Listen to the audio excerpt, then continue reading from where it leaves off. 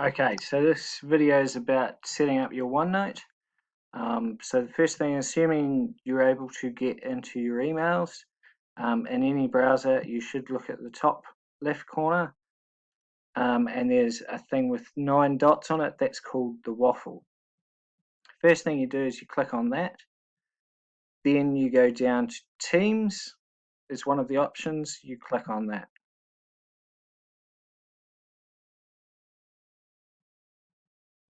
After a wee bit of time, this page will appear.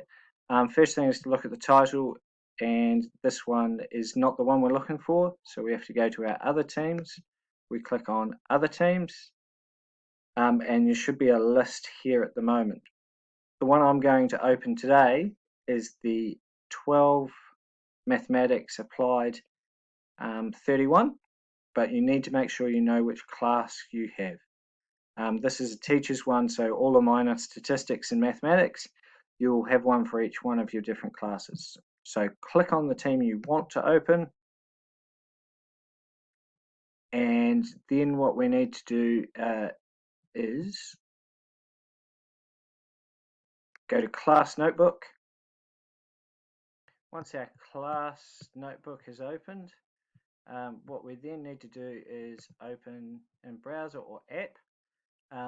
If you click app, it may ask you to load a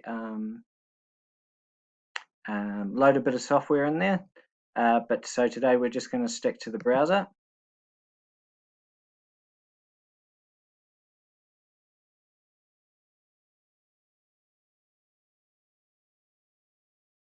And that's it. That's your OneNote open. Generally, most of the work will be located in either your content library or in your individual name. If you want to open it in the actual app, you can open up here, open OneNote, and eventually it will pop up.